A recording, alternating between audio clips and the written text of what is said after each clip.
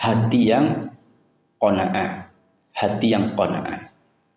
Orang kalau mengingat kematian maka akan diberikan rasa syukur. Kalau pada pagi hari ini panitia mengumumkan ibu-ibu yang pakai jilbab coklat misalkan ya, maka akan mendapatkan hadiah dari panitia Masjid Baitus Salam Jalan apa ini? Sibila. Tapi kok jatuhnya di sana, Pak? Saya WA jatuhnya. Oh, Sibila Barat. Maka akan mendapatkan uang tunai Rp500.000. Senang nggak Ibu? Senang atau tidak? Senang. Yang kudung coklat tapi ya dapat 500.000. Senang nggak Ibu? Senang. Habis didapatkan uang 500.000, terus diumumkan yang kedua. Sedangkan ibu-ibu selain jilbab coklat, berarti mbok kuning, hijau, abang, ya, maka dapat 3 juta. Yang 500 tadi senang apa mboten? Kenapa dia menjadi tidak? Pada tadinya senang. Karena membandingkan yang lebih besar. Maka siapapun hamba Allah yang senantiasa melihat kenikmatan itu yang di atasnya, dia tidak akan pernah hidup bahagia. Betul Ibu? Ya atau tidak? Iya. Maka kunci kita untuk bisa hidup bahagia itu adalah salah satu yang paling utama dari 7 kunci yang disebutkan oleh Ibnu Abbas, itu adalah qalbun syakir, hati yang pandai bersyukur, hati yang qanaah. Dan orang kalau banyak mengingat kematian itu akan diberikan nikmat qanaatul qalbi, hati yang pandai berqanaah, nrimo. Oh lho wong alhamdulillah itu 500 liyane itu tolong itu ora apa-apa wis bejone pancen rezekine kan ngoten nggih. Daripada ora itu apa-apa kan ngoten. Nah, udah dia terima, dia akan bahagia. Tapi kalau dia melihat selalu yang di atasnya, udah hidupnya tidak akan pernah mendapatkan kebahagiaan. Duwe bojo ayu, tanggane bojone luwih ayu. Ya, misalkan ya.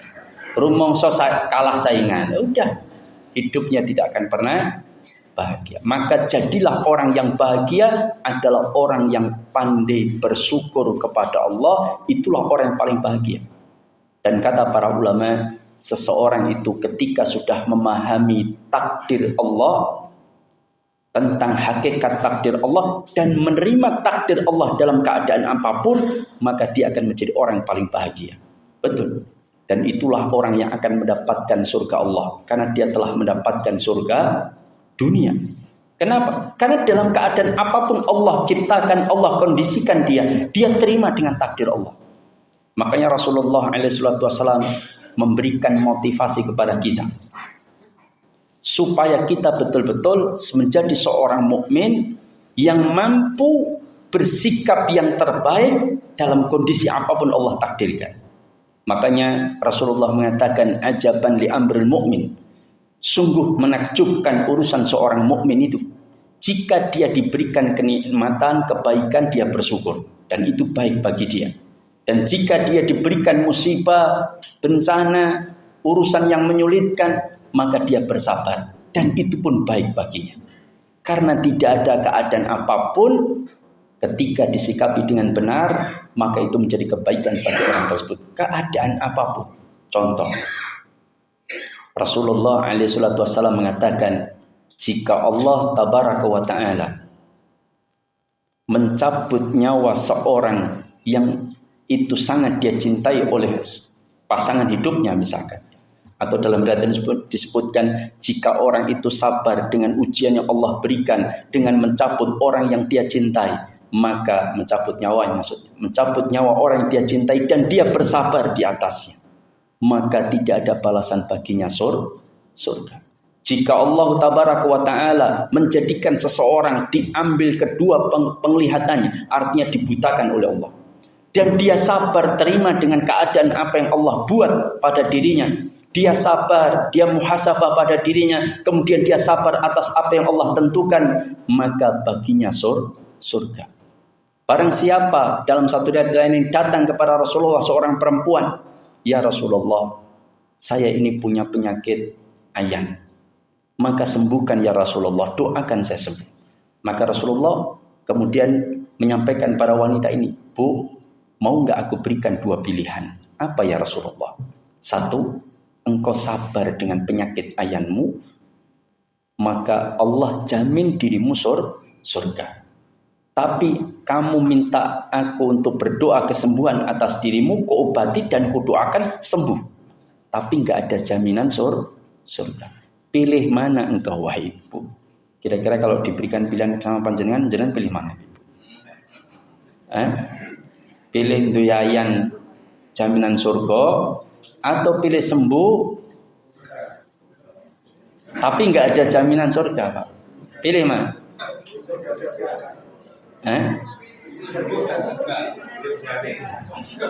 Ya. Maka wanita itu memilih apa? Ya Rasulullah, kalau memang ayan ini membuat saya dijamin masuk surga, maka saya pilih terima dengan penyakit ayan ini. Betul Ibu. Maka dan betul, wanita itu wafat dalam keadaan masih memiliki penyakit ayan dan sering kambuh. Cuman wanita ini mengatakan, ya Rasulullah, tapi saya minta satu hal, apa?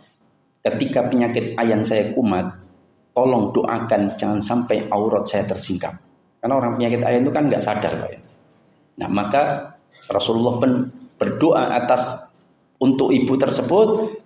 Jadi selama wanita ini ayannya kumat, itu nggak pernah auratnya tersingkap. Itu atas doa Rasulullah Shallallahu Alaihi Wasallam.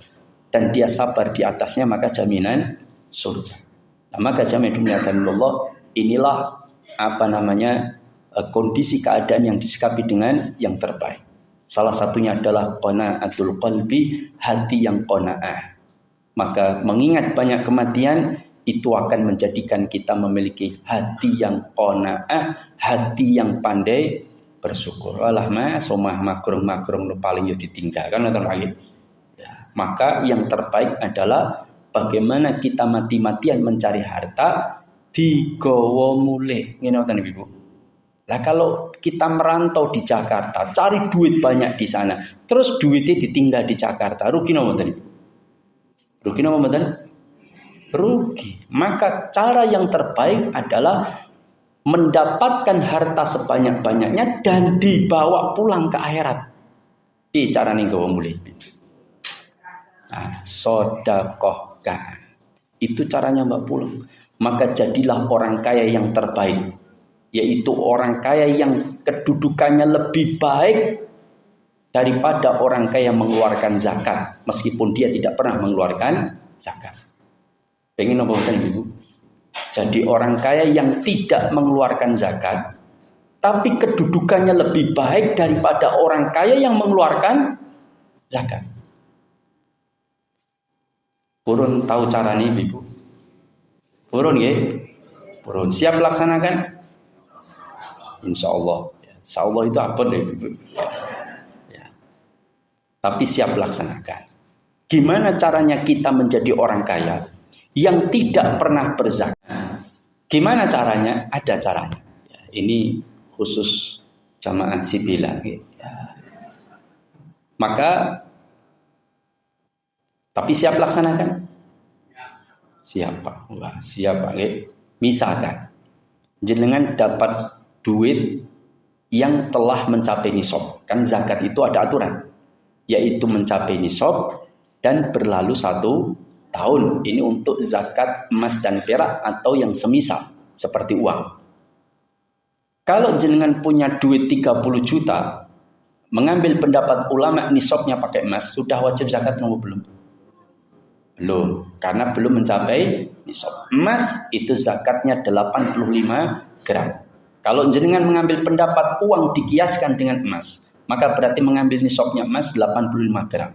Berarti zakatnya kalau sudah mencapai nisab dan telah berlalu 1 tahun. Jenengan punya duit 5 juta belum zakat, dapat duit tambahan lagi 10 juta jadi 15 belum zakat. Suatu ketika beberapa tahun kemudian di bulan Syawal jenengan dapat uang 300 juta habis jual tanah.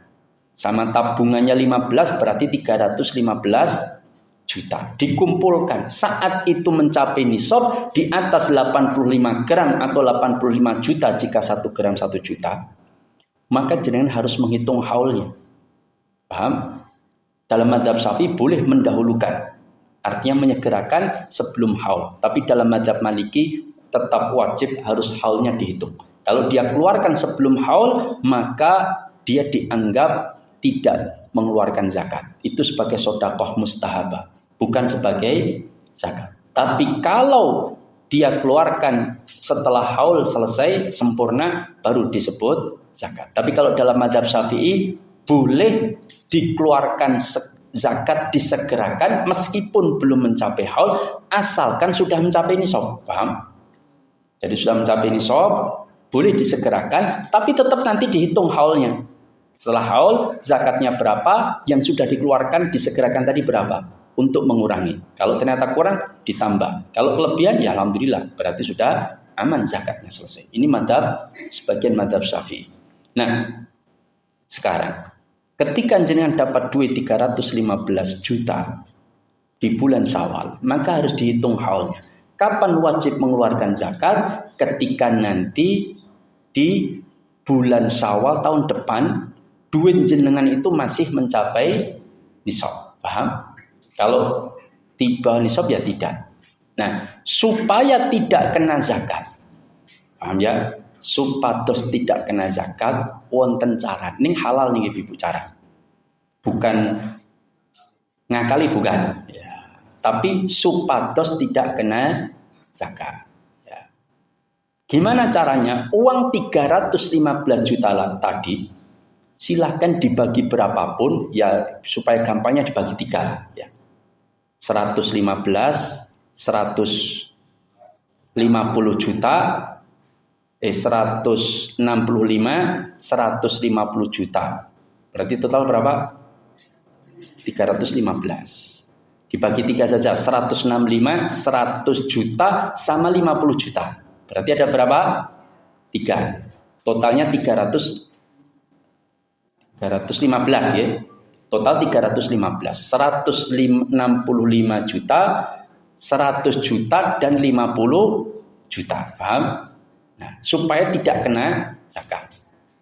Setuju Ibu? Nah, ada caranya. Nanti sebelum masuk Syawal tahun depan, karena kalau sudah Syawal tahun depan berarti telah mencapai haul, kan begitu, sempurna. Maka dia wajib zakat jika duitnya tetap mencapai nisab. Kan begitu. Nah, sekarang supaya supados jenengan tidak kena zakat, maka uang tadi sebelum bulan Syawal, misalkan bulan Ramadan atau bulan Sya'ban atau bulan Rajab, jenengan 3 bagian tadi, yang 165 bawalah ke masjid Baitus Salam.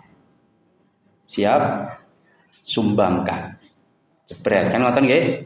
Berarti duit jenengan masih berapa? 100 juta dan 50 juta. Nanti kalau di Syawal masih kena ibu, maka yang 100 juta bawalah ke rumah ustadznya yang isi sekarang. Misalkan lo ya, Ustadz ini 100 juta saya serahkan buat antum, serah antum. Nah, saya buat bangun pondok, kan itu 100 juta. Yang 50 juta tinggal di tempat jenengan, paham? Berarti nanti masuk bulan Syawal tahun depan, pas masuk bulan Syawal, duit jenengan tinggal 50 juta. Di bawah nisab, jenengan gak usah berzakat. Aman nih Ibu. Setuju? Loh, tadi katanya insya Allah. Itu kedudukannya, Ibu nggih, lebih baik daripada orang yang tetap nyekeli 315 juta tadi. Sampai bulan Syawal, nah dia wajib mengeluarkan 2,5%. Pripun? Tadi insya Allah loh Pak. Jenengan insya Allah laksanakan ya. Nanti dikuras, tentunya uangnya, sisakan di bawah nisab supaya tidak kena zakat. Jadi kalau duitnya di atas nisab langsung sedekahkan, kan nonton. Mau mendekati nisab langsung sedekahkan. Nah, jenengan jadi orang kaya yang tidak pernah berzakat, tapi kedudukannya lebih baik daripada orang kaya yang mengeluarkan zakat. Setuju Ibu? Kata yang muni setuju abad. sumbangkan ke Palestina, ya tidak? Saudara kita yang sedang membutuhkan. Ada yang pan bertanya, Ustadz, bolehkah zakat saya sumbangkan untuk Palestina? Boleh nggak Ibu? Kan mustahik zakat itu ada 8 golongan. Salah satunya fisabilillah. Dan fisabilillah 4 imam madzhab menafsirkan mereka yang berjuang di medan pertempuran. Nah sekarang saudara kita di Palestina berjuang di medan pertempuran dengan Zionis Israel. Nah sekarang boleh nggak zakat kita kasihkan ke mereka? Boleh nggak Ibu? Kenapa tergantung? Ya tergantung. Kalau di Indonesia masih ada orang yang mustahik zakat, menerima zakat tidak boleh kita keluarkan dari negeri Indonesia, tidak boleh. Tapi kalau sudah tidak ada yang menerima zakat dari 8 golongan itu, baru boleh kita lempar keluar. Paham? Karena dalam kaedahnya zakat itu diambil dari orang-orang yang mampu di antara mereka untuk diberikan orang-orang yang tidak mampu di antara mereka, bukan orang lain. Paham? Maka zakat tidak boleh dikeluarkan dari negerinya kecuali kalau negeri tersebut gemah ripah loh jinawi mboten enten fakir miskin dan 8 golongan yang lain. Paham? Kita Indonesia pun mboten enten Bang nggih. Enten apa mboten enten, Pak? Oh ya. Lah, maka jamaah dimuliakan Allah, ini tentang qanaatul qalbi. Yang ketiga, apa manfaat orang mengingat kematian? Yaitu nasyatul ibadah. Yaitu orang yang akan menjadi orang yang akan rajin dalam beribadah kepada Allah. Nasyatul ibadah itu faedah mengingat kematian. Jadi cara kita untuk bersegera di dalam melakukan kebaikan, yaitu salah satu cara terbaik adalah mengingat kematian. Lah bagaimana cara kita mengingat kematian? Satu, takziah, Pak. Takziah, datangi, lihat orang sudah mati, ambil pelajaran dari kematian seseorang. Dia sudah tidak bisa beramal. Makanya kata para ulama, kata Imam Al-Qurtubi, tidak boleh seseorang itu memohon Allah kematian. Itu nggak boleh. Kecuali dengan doa yang diajarkan Rasulullah SAW. Apa doanya? Ya Allah, andaikan kematian itu lebih baik bagiku, maka wafatkanlah aku. Tapi jika hidup itu lebih baik bagiku, maka teruskan hidup bagi. Itu bolehnya seperti itu. Nggak boleh, ya Allah, kalau mati mawon ini kakian masalah utangnya kadang. Justru urip itu selesaikan masalah. Jangan, memangnya kalau mati terus masalah selesai. Kalau andaikan kematian itu menyebabkan seluruh masalah selesai, maka kematian itulah yang terbaik. Ya atau tidak? Utangnya oke, gantung diri, selesai masalah. Ternyata tidak. Justru dengan dia punya masalah yang belum diselesaikan ketika dia hidup, itu musibah besar dan itu merupakan masalah besar yang tidak bisa ditangani kembali. Kenapa? Karena urusannya nggak bisa diselesaikan kecuali nanti di akhirat, dan itu merugikan dia. Pahalanya dia akan diambil oleh orang-orang yang dia dolimi, yang dia utang. Sampai Rasulullah mengatakan, lau anna rajulan kutila fisabilillah thumma ahya thumma qutila thumma ahya thumma qutila wa alaihi dainun ma dakhala jannah. Andaikan orang itu mati syahid sekalipun 3 kali. Lu bayangkan, Pak. Sekalipun 3 kali dia mati syahid. Tetapi apa? Dirinya memiliki utang. Ma dakhala jannah. Dia akan terhalang masuk surga. Hatta yuqdo anhu dainuhu. Sampai diselesaikan urusan utangnya. Jadi jangan kira ada orang itu mau berangkat ke Palestina. Ustaz, apa aku mending Palestina wae Ustaz. Wis bojoku kurang genah, galak, wis macam-macam, utangku kula kathah, golek duit angel malah mumet kula. Wis penting mangkat jihad ning Palestina rampung mati bar. Walah Mas pikiran kok cedek kan itu. Ini jenengan justru hidup jenengan itu selesaikan masalah dulu baru berangkat berperang sana silahkan. Tapi kalau masalah ada itu justru membahayakan.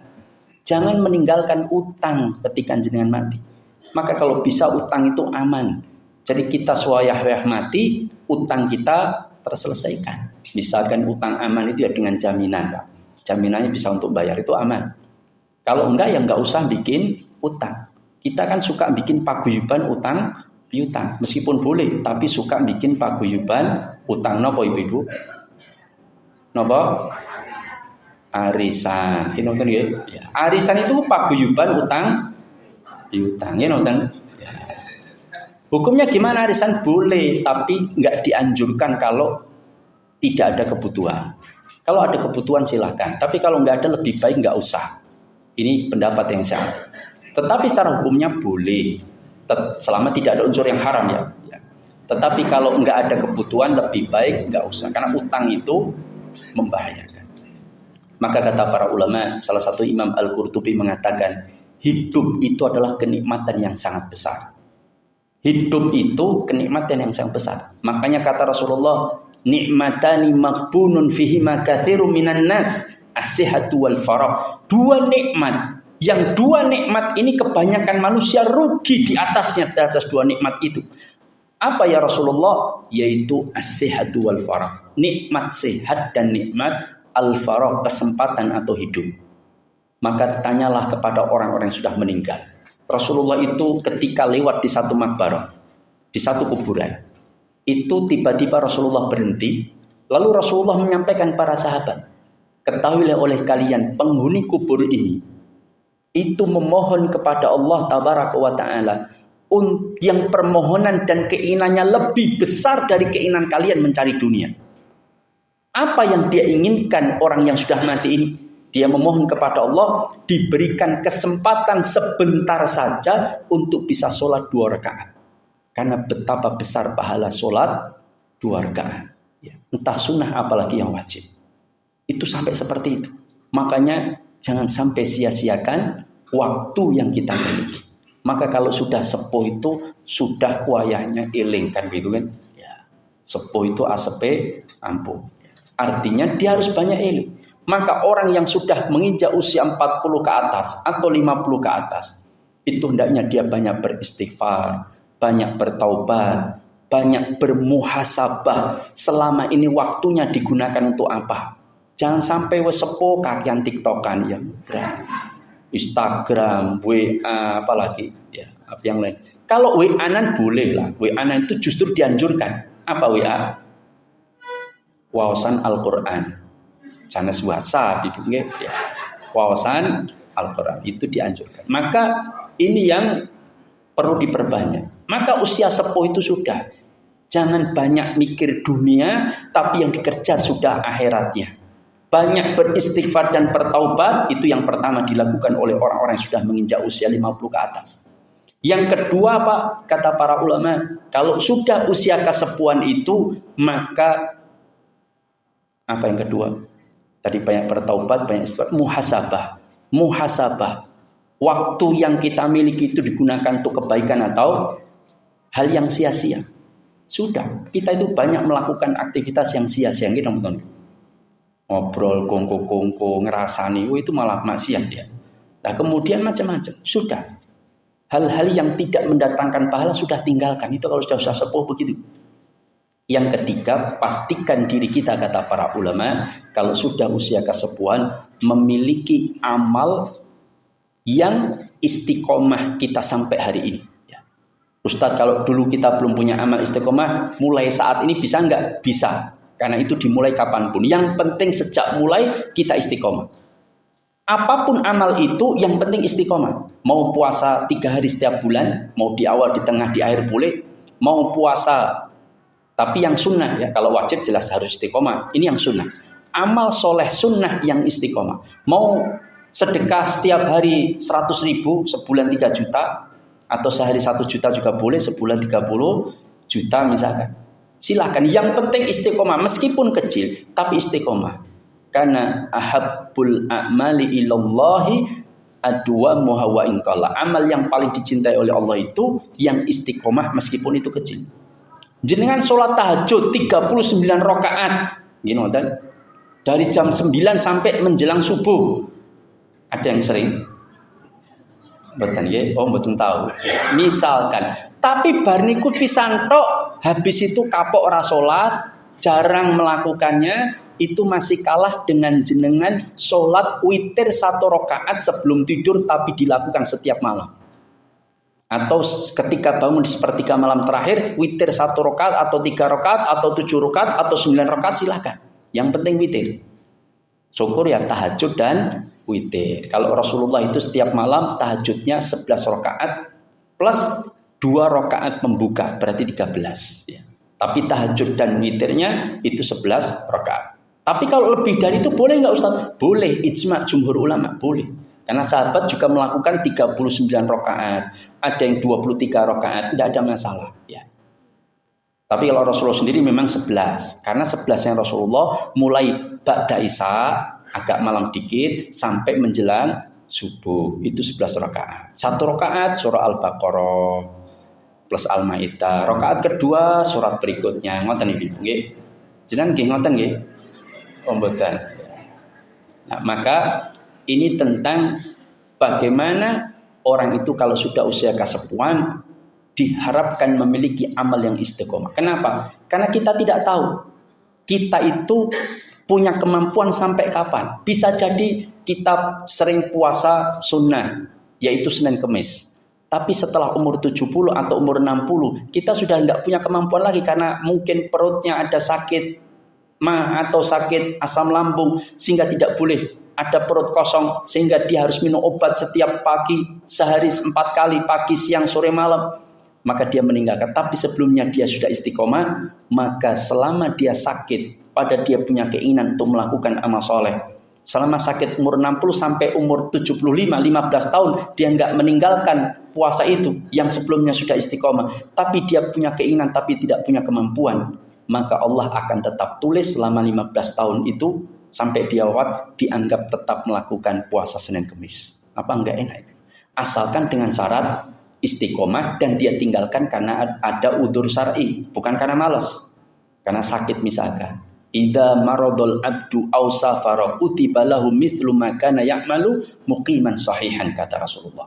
Ini dalil yang menyemangati kita untuk beramal yang istiqomah. Karena kalau sudah istiqomah, kita tidak lagi punya kemampuan, Allah tetap tulis kita beramal terus sampai kita wafat. Apa enggak enak?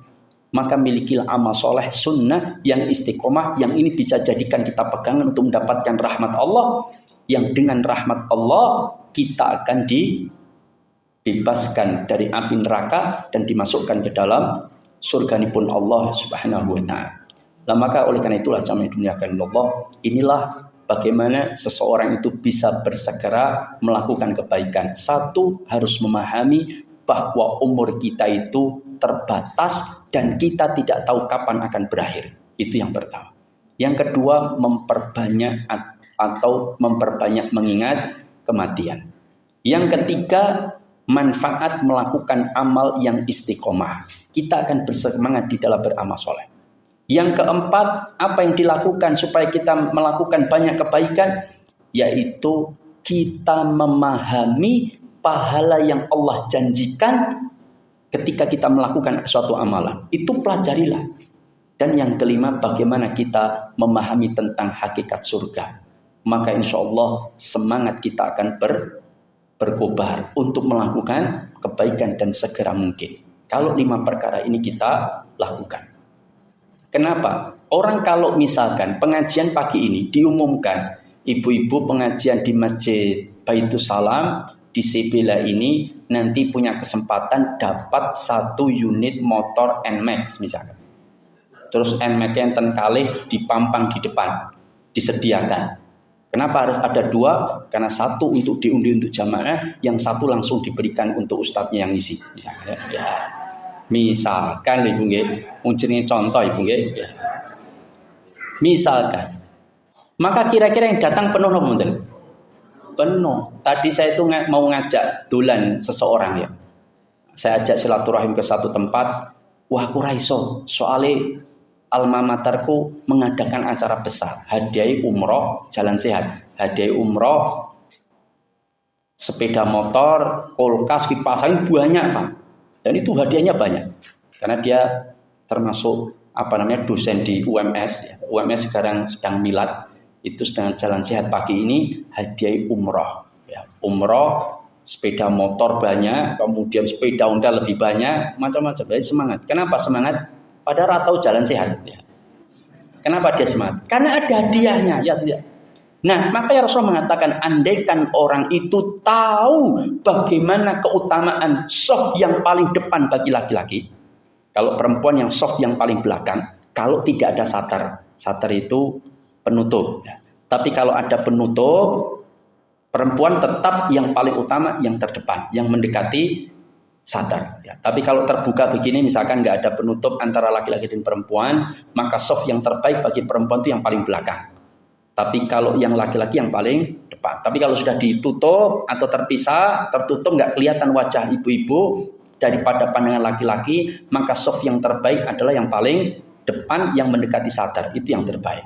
Nah, sekarang kata Rasulullah, andaikan kita itu tahu, andaikan kalian tahu bahwa keutamaan soft yang paling depan, maka niscaya kalian akan datangi masjid Allah meskipun dengan merangkak. Lo bayangkan.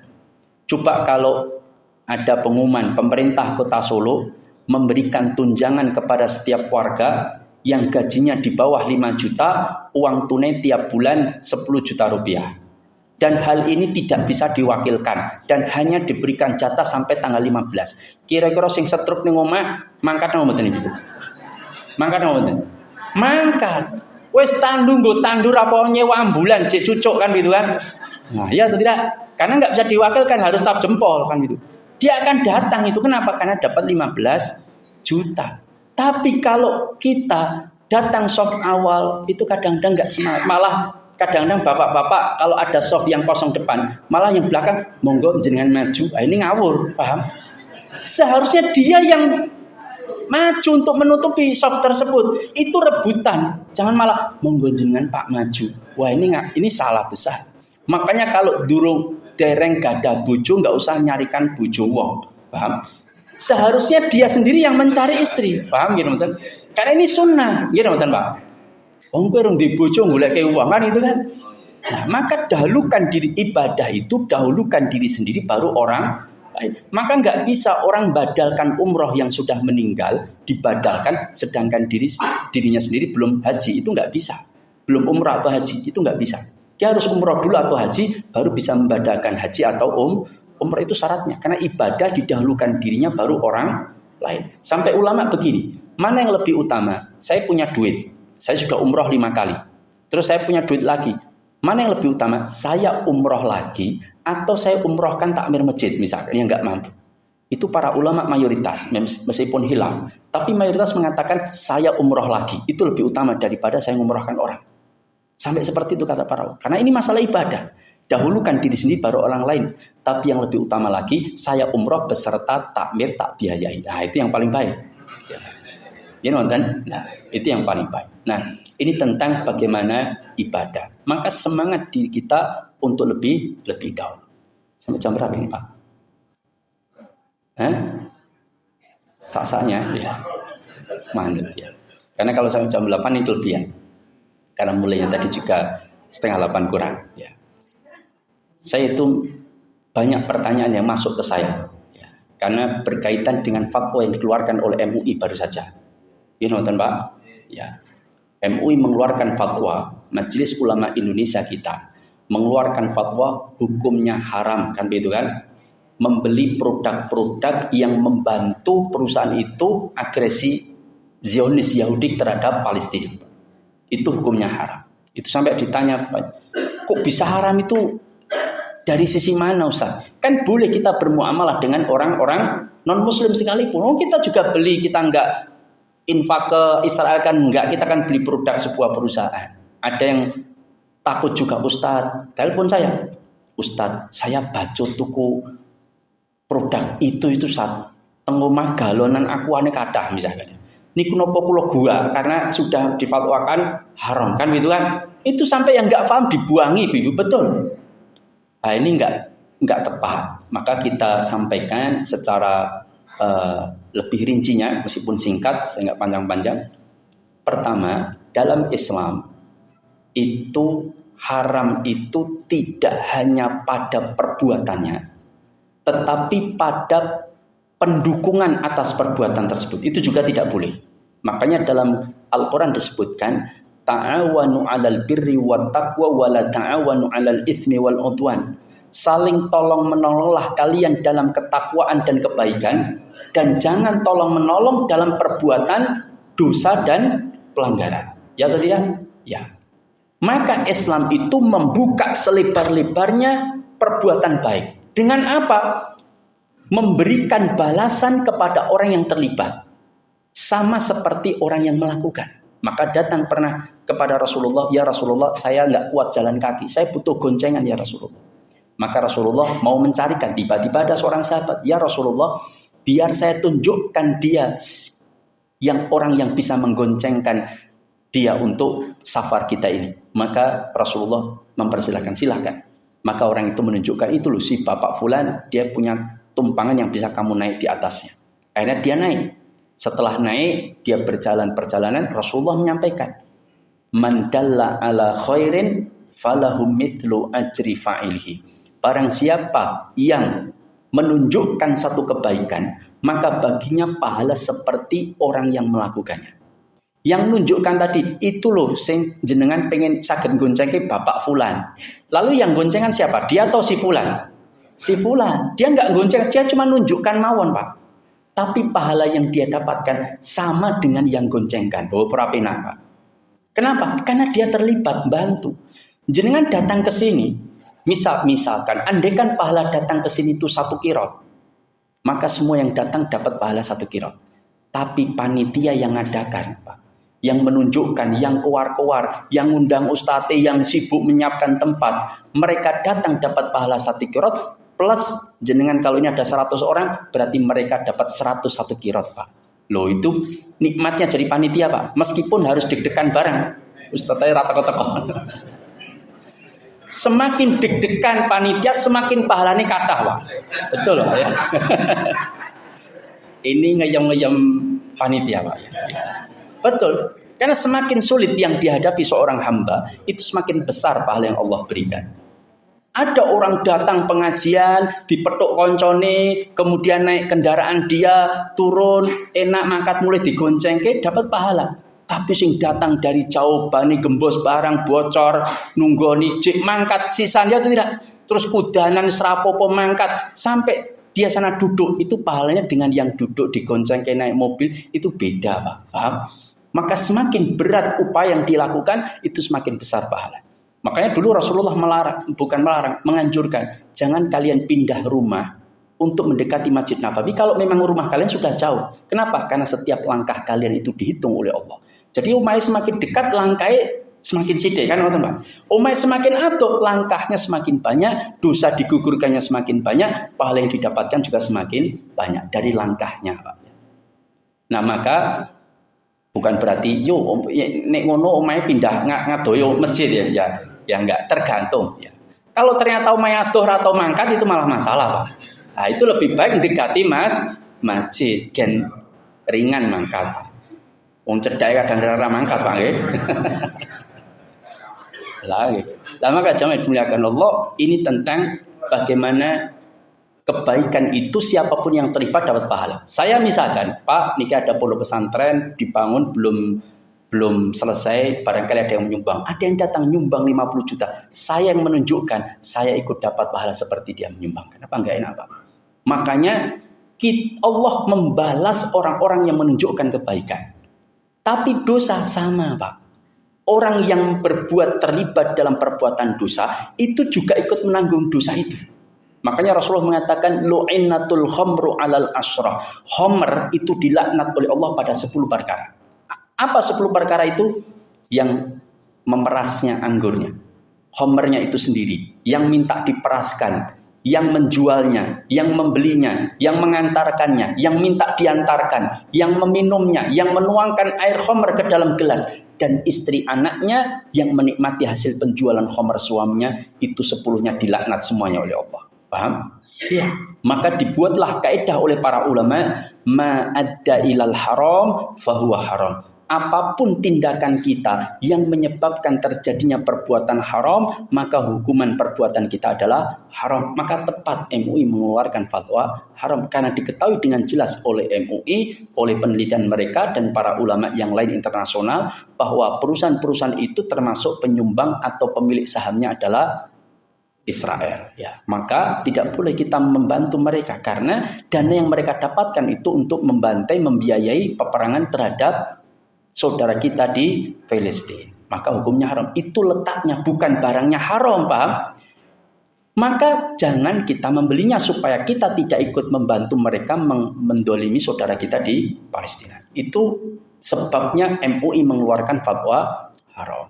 Jadi bukan pada zatnya. Kalau zatnya air itu sudah ada tulisan halal, ya halal zatnya, paham? Tapi membelinya menjadi perbuatan yang haram karena membantu perusahaan itu untuk sukses, untuk dapat duit banyak, dan duitnya digunakan untuk membantai saudara kita. Itu kalau diketahui dengan jelas ya. Maka itu hukumnya haram. Ini ijtihad yang dilakukan oleh MUI dan saya mendukung sebagai rakyat, sebagai umat, ya maka kita mendukung fatwa tersebut. Nah, sekarang bagaimana kita yang sudah baca toko, Pak? Produk-produk Unilever, ya, kemudian produk-produk yang membantu kedoliman dari dana yang mereka dapatkan. Itu pun bacot pripun apa odole diplototi di gua, ampun itu mubadir Pak, dosa. Maka dipakai saja ndak ada masalah, halal, cuman ojo tuku meneh niku kan gitu. Diganti produk lain. Begitu, jangan dibuang. Mohon maaf, saya pernah baca koran itu waktu dulu kasus Perancis menghina Nabi Muhammad kan gitu kan. Kan Danone itu kan Perancis, Pak. Dan Perancis itu kan yang mendukung perang Israel ke Palestina. Akan dua negara yang paling mendukung kuat Israel, satu Amerika, dua Perancis yang mengirimkan senjatanya untuk membantai kaum muslimin di Palestina. Nah, itu ada orang rombongan macam-macam itu sampai nyuntai botol apa Pak? Sudah dibeli Pak di rumahnya, di tokonya itu dibukai, disuntai ning dalan Pak. Ini enggak tepat Pak. Ini mubadir namanya seperti ini. Ada yang beli tas merek Perancis harga 200 juta. Tasnya Pak, disobek-sobek di depan video media itu sampai itu di daerah Sumatera itu saya baca di berita ada ibu-ibu mak sosialita ya itu anyel sama Perancis kemudian tasnya harganya 15 juta 20 juta dan 200 disobek-sobek di depan media. Nah, itu enggak tepat. Lah wong wis bacot di tuku wis dienggo mawon enggak apa-apa kan gitu. Tapi jangan beli kembali ya.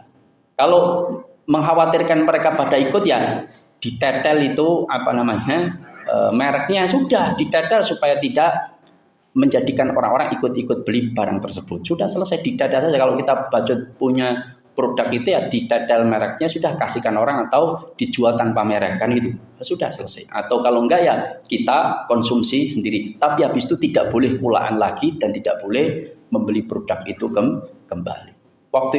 Waktu gegernya Perancis Pak, saya diundang menjadi pembicara bagaimana umat Islam memboikot perusahaan-perusahaan produk-produk Perancis. Lah kalau waktu itu hujan, saya harus bawa mobil dan mobil saya jauh sebelumnya itu Peugeot Pak. Dan Peugeot itu buatan Perancis. Apa ya tak obong mobil saya kan nggak mungkin Pak. Ya saya jual dulu. Habis itu saya tidak akan beli mobil tersebut kan gitu kan. Nah, itu sikap kita yang tepat. Ya, maka itu alasan kenapa MUI mengeluarkan fatwa haram dan kita dukung karena khawatir kita kalau membelinya ikut membantu penganiayaan terhadap kaum muslimin di Palestina. Wallahu taala alam. Insyaallah jenengan tahu ketika muncul boikot Pak, itu salah satunya perusahaan yang jelas-jelas mensuplai dana ke Israel itu adalah McD Bang. Nah, itu sahamnya jatuh sekian poin, itu dalam tempo 20 hari, itu perusahaan itu sudah rugi 80 triliun, Pak. Bayangkan, sahamnya turun, itu sudah rugi 80 triliun. Nah, 80 triliun itu kira-kira tinggal tuku senjata kata nonton Ibu. Banyak, makanya kita umat Indonesia itu salah satu yang paling diharapkan boikot. Kenapa? Karena kita negara keempat terbesar di dunia, Pak. Kita itu penduduk jumlahnya itu nomor 4 terbesar di dunia. Pertama kan Cina, Pak ya. Kedua kalau nggak salah India, ya. Ketiga Rusia atau Amerika. Yang keempat kita. Kita itu penduduk terbesar. Berarti konsumtif kita besar, Pak. Kalau kita boikot itu pengaruh. Kalau Brunei Darussalam sing boikot itu rang efek, Pak, ya. Karena jumlah penduduk mereka sedikit. Tapi kalau Indonesia, wah itu besar, Pak. Itu dampaknya sangat besar. Nah, maka kita yang sangat diharapkan oleh bangsa Palestina untuk memboikot produk-produk mereka, yaitu bangsa yang besar. Apalagi kita Muslim terbesar di dunia, Pak. Itu Indonesia, Pak.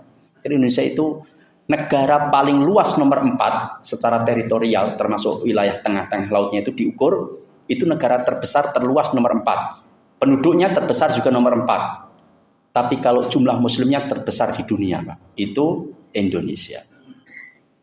Demikian, ada yang mau bertanya, saya persilahkan, nggak ada saya tutup, Pak. Mau sampai jam 9?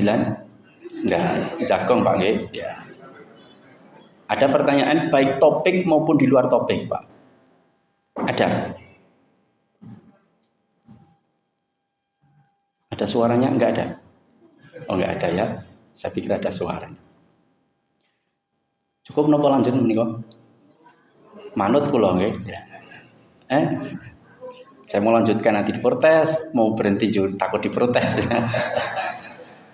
Ya, alhamdulillah, mohon maaf sebelumnya karena dibatasi sampai jam 8, ya alhamdulillah kita molorkan sampai 17 menit. Mudah-mudahan apa yang kita pelajari pada pagi hari ini bermanfaat bagi kita, karena duduknya kita di majelis ilmu bagian dari skenario Allah, karena Allah ingin menjadikan kita mendapatkan banyak manfaat. Karena orang sangat berbeda antara yang ngaji dengan yang tidak ngaji, kan itu sangat berbeda, dan sikap hidupnya juga sangat berbeda. Maka mudah-mudahan kemudahan Allah berikan kepada kula panjenengan semuanya kelak di yaumul qiyamah dengan menuju surganya Allah dengan selamat, dan kita diselamatkan bersama anak dan istri dan keluarga kita masing-masing, dan mudah-mudahan kita bisa reuni besok nanti di jannahnya Allah tabaraka wa taala. Reuni jamaah Masjid Baitus Salam. Ya. Demikian dari saya, aku qouli hadza wa astaghfirullah li wa lakum innahu huwal ghafurur rahim. Subhanakallahumma wa bihamdika asyhadu an la ilaha illa anta astaghfiruka wa atubu ilaik. Assalamualaikum warahmatullahi wabarakatuh.